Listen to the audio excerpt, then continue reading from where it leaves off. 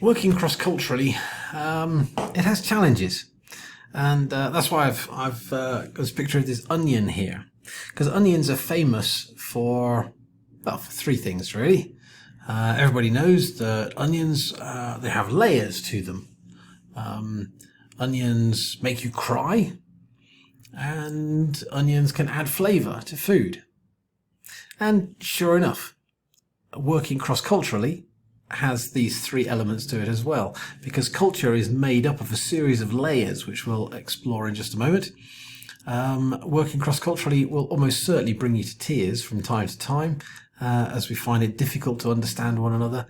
But when we can get it right, when we do appreciate the differences that different cultures can bring into a situation, it can add so much flavour to ourselves personally and our own experience and our own decision making, but also to our organisations and to our teams. So we're going to look at working cross-culturally and some of what that means. And it starts off by looking at these layers that I've mentioned. You see, culture layers.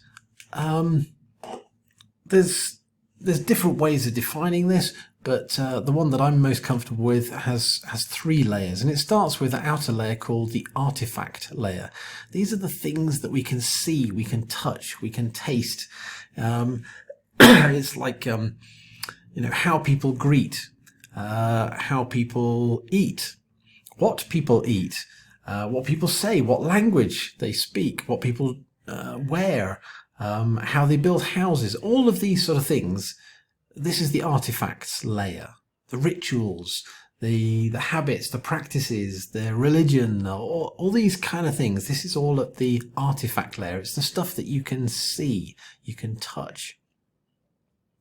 Inside there's another layer, which are the norms and the values, the things that kind of define how the group believes it should behave, and what's right and wrong, what's good and bad.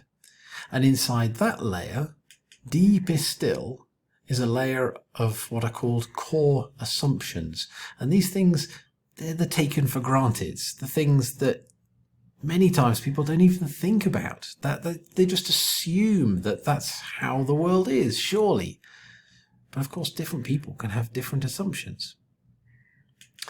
Let's look at this situation. Two different people, they're both seeing the same situation, the same event, the same thing. And one of them sees it and they say, oh, it's like this. Another one sees it and says, oh, it's like this. Now, probably these colours are slightly different, because whenever we see something, we're bound to see it from a slightly different way. But this person, at their norms and values layer, they say, oh, isn't that terrible? Whereas the other person says, huh? No, that's exactly how it should be. That's right. And here's where we realise something is up, because these two people are both seeing the same thing, but they're coming to completely different conclusions about it. Well, let's break it down a little bit. This first person, they see it, and the other person sees it, but this person has a different set of core assumptions than this person, who has a completely different worldview. And so, when they analyse what they're seeing, they make certain value judgments which are very different from the value judgments made by this person. And when those value judgments are expressed, that is when we then realise, you and I do not see this in the same way. We don't even understand, how did you come to that conclusion? Of course, there are situations, let's say me and like my brother, okay? We both have basically the same core assumptions. We're both seeing basically the same thing. And so when we express our values, they're much closer. They're likely to be different. Of course they're different. He's my brother. You know, we're bound to have different perspectives on things. But generally I will understand where he is coming from. Even if I don't agree with his decision, with his opinion, I will probably still be able to understand where that opinion came from. Whereas when I'm dealing with somebody who has a completely different set of core assumptions, sometimes it's really hard to understand how on earth did they come to that perspective. That's where it gets really challenging. So, different people have looked at this over the years and have tried to come up with different ways of analysing culture. And one pair of academics, Charles Hampton Turner and another guy, oh my dear, it's not Hofstede. Hofstede is another good one to read, but this one is okay,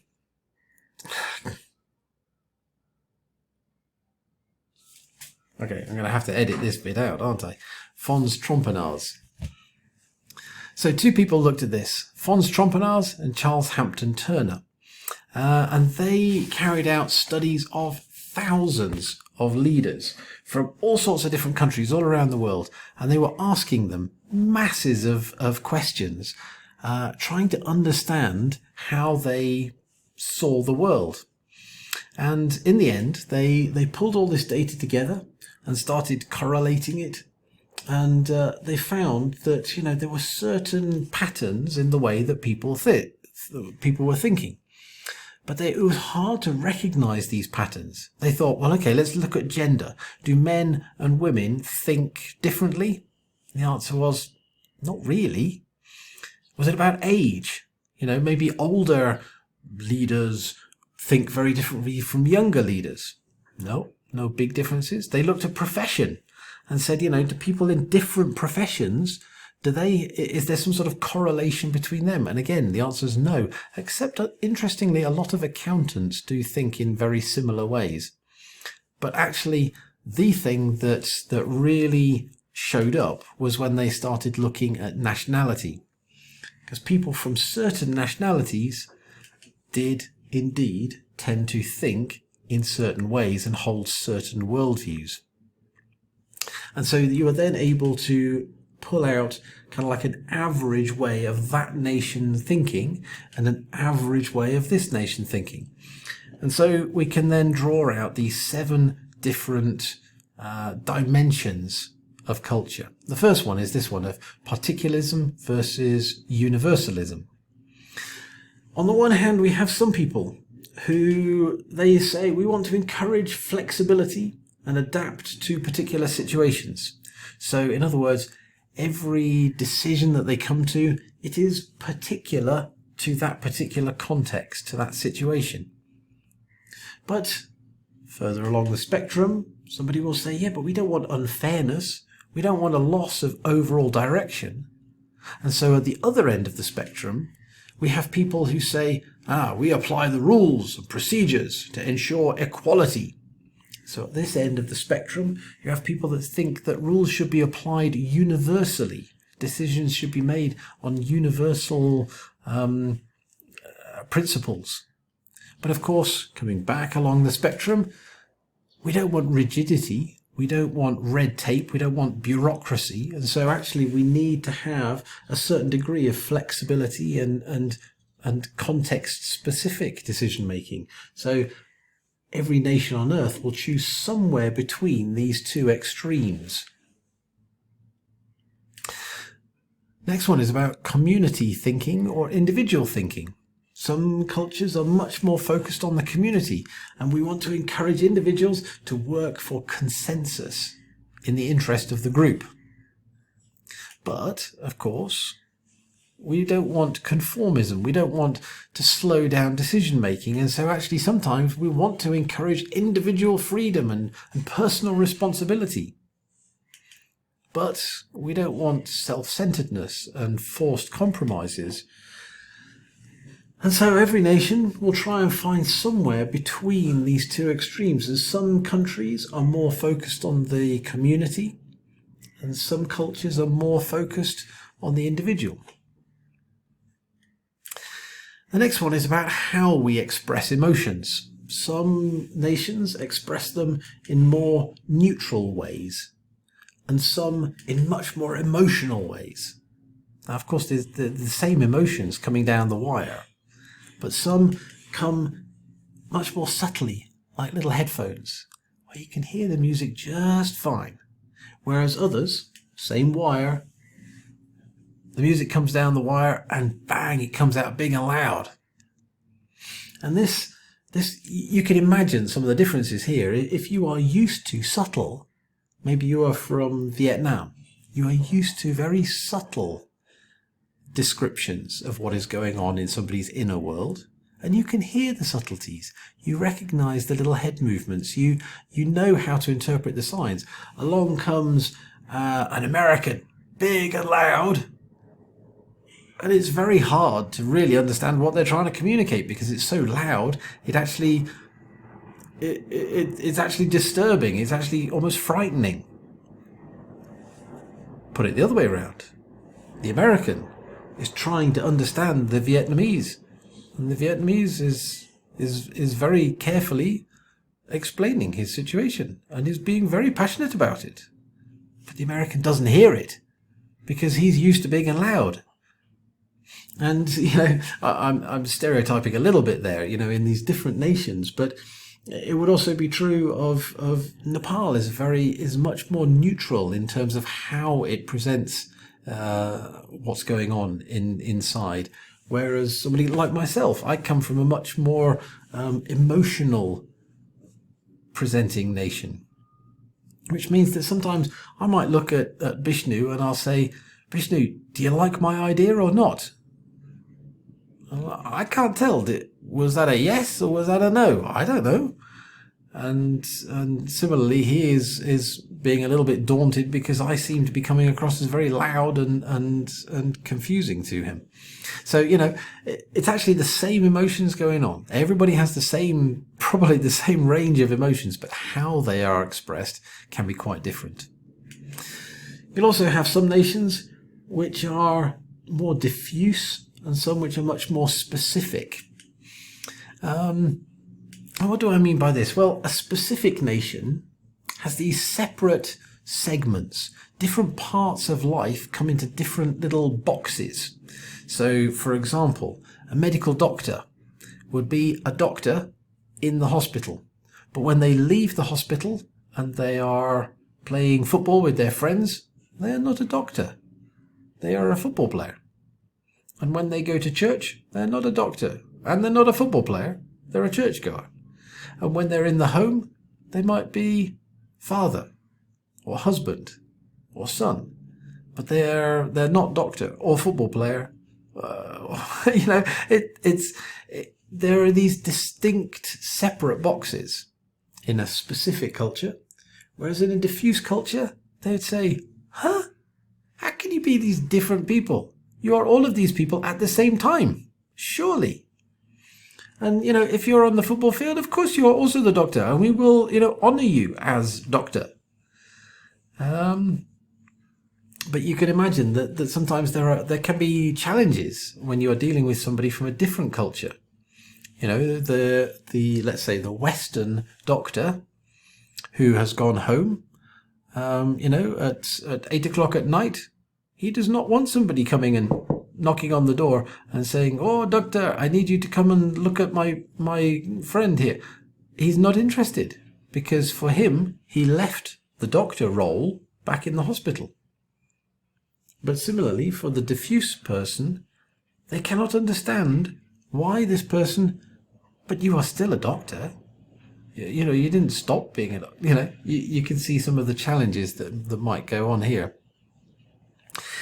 And the next dimension is about whether status is ascribed or achieved.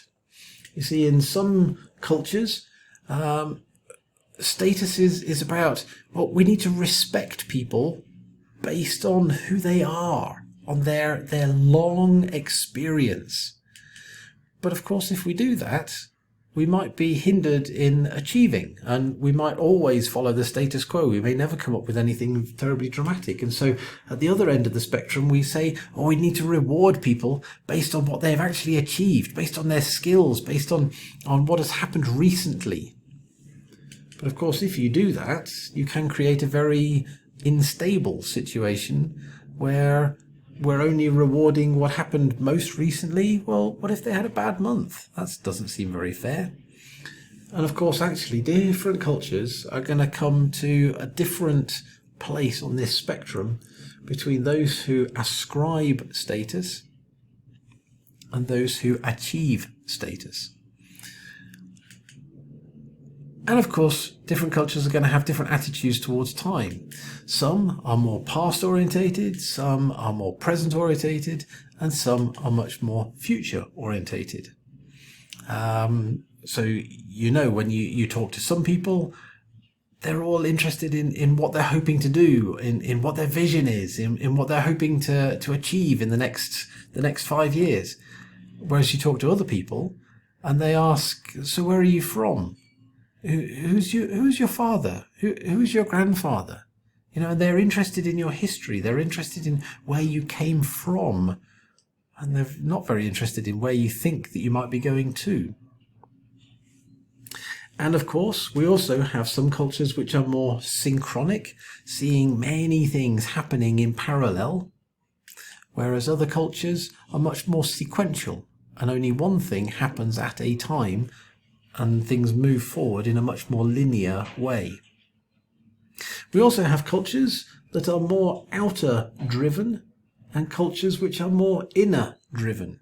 Kegarne, or I have a dream.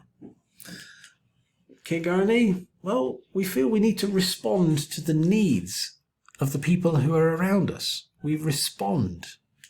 But, of course, if we only do that, we might be blown around by these external forces. And so, I have a dream comes along. We need to focus on something that we're really good at. And that inner drive is the thing that takes us forward. But, of course, if we're totally driven by that inner drive, well, we may actually stop being useful to the people around us. We may actually become obsolete. And so there needs to be a sense of responding. And so some cultures are more outer driven about responding, and some cultures are more inner driven, maybe by vision. Now, obviously, all of this has been talking about averages. Some cultures tend to be like this. Some cultures tend to be like that. And so, it can be that some cultures tend to be more like this, and other cultures tend to be more like that. So, the average American will tend to be more inner driven. Vision, plan, strategy, move forward. The average Nepali will be more responding and more outer driven by the situation and the context around them. Of course, you're going to find some Nepalis who are very inner driven. They have a sense of vision and a sense of future and direction, but you also will find some Americans who are much more outer driven and responding. So sometimes it can look like it's the other way around, but the average Nepali will be more outer driven, and the average American will be more inner driven. And so when we look at this kind of summary of all the different dimensions that we have here, they show that different nations are likely to be in different places on this. Let me put up some different flags here. So you've got Nepal, very particular. America, very universal in terms of how rules are applied. Community thinking, again, Nepal, very communal, whereas Britain, Australia, much more individual thinking. Emotional responses, well, Spain, very emotional. Actually, Germany is quite emotional thinking. America is fairly, and at this end you've got Austria, and I would suspect that Nepal is probably up here as well. In terms of diffuse or specific, Britain is one of the most specific countries. We really like our boxes, whereas Nepal is one of the most diffuse countries and doesn't really understand these boxes and just sees that life is life. You can't separate these things out. Is status something which is achieved or is something that is ascribed? Nepal is one of the most ascribing countries in the world, whereas Britain, America, Australia are very much achievement orientated. Past or present, Nepal is much more past orientated, so is Korea, whereas India and America, very future orientated. Inner driven or outer driven, America, Spain, Australia, very inner driven, whereas Nepal, very outer driven, very responsive. So hopefully this very high speed version has given you a sense of what working cross-culturally can look like.